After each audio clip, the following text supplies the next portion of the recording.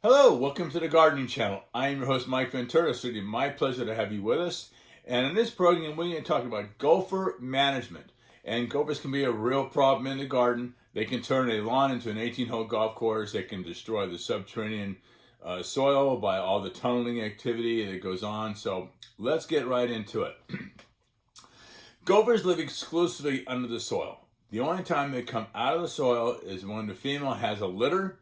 They can have a litter of up to 5 to 6 gophers per litter, and she expels the gophers out of the burrow system right after she has the litter. So that's basically the only time they really come out of the burrow. Every once in a while you can see the gopher come out of the burrow system, but most of the time they spend their entire life inside those tunnels that they make, and we'll talk about the tunnels in a moment. Gophers are a solitary rodent. What that means is there's only one gopher per tunnel system. Gophers change their tunnels every 24 hours, so they're always on the move. What is characteristic about gopher activity is that they make a croissant-shaped mound.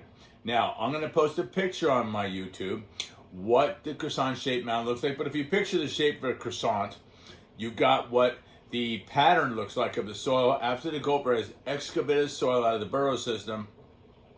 And where you find the most recent tunnel is directly behind that croissant-shaped pattern. That's where the most recent tunnel is.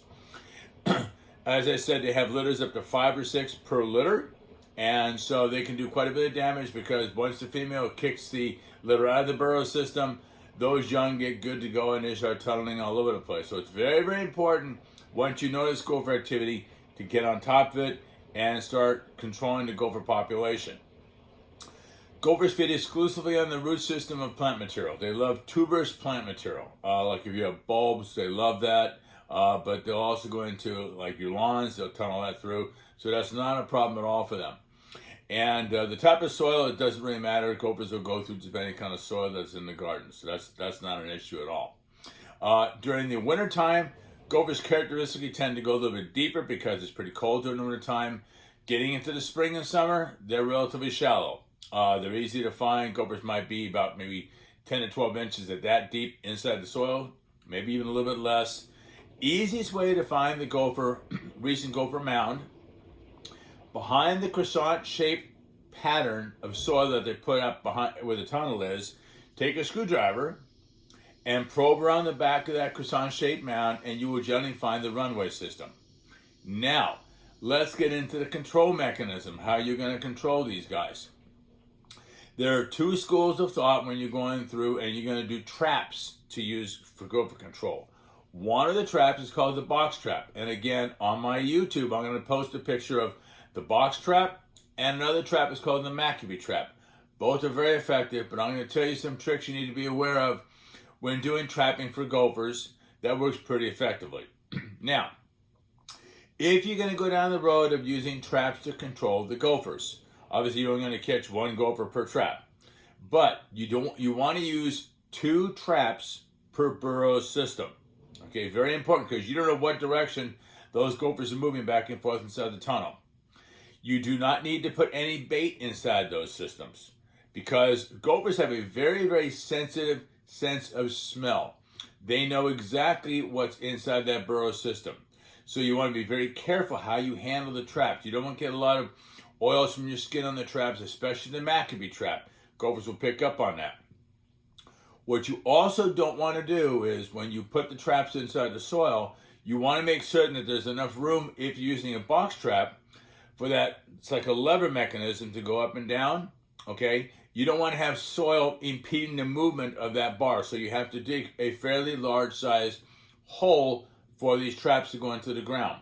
One thing you want to be aware of if you're going to be doing traps for gophers, using the box trap especially, it's relatively labor intensive because you have to excavate quite a bit of soil inside of the area where the tunnel is. You want to use 2 traps, one on one side of the tunnel, one on the other side of the tunnel. Both the traps you want to have and attach a wire to the traps, and then put a wire on top of the soil and have maybe a stick or something indicating where the trap is located at. The traps are fairly large, and you'll see it on the picture.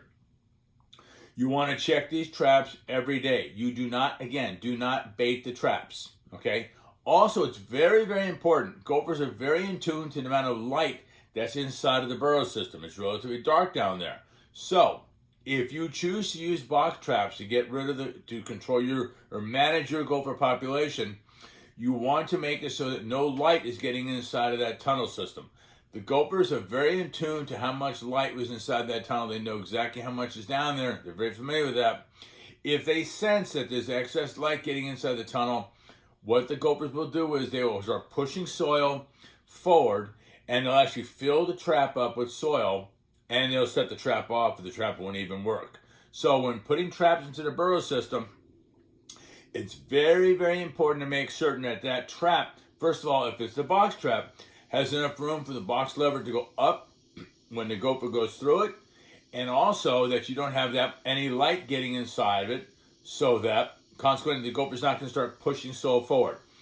Gophers have a very strong, they push with their front paws, and so they're relatively strong in the shoulders, and so they can push soil quite a ways.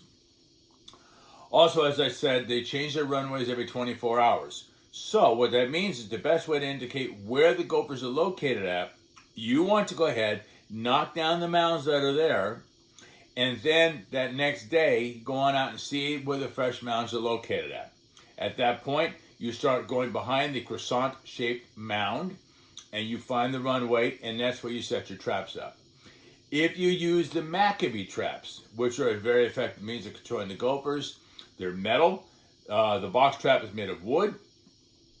And so, once again, 2 macabee traps per burrow system, going in opposite directions. Be very careful when you set the macabee traps up, and you'll see pictures of the macabee traps on my YouTube channel, because they have little prongs in the front. And if you're not careful, these things can actually, they can do damage to your fingers when you set them up. So be very, very careful if you choose to use a macabee trap. The little prongs actually go this direction when they close. So be very, very careful in setting them up. Once again, as I said, you want to put 2 traps per burrow system.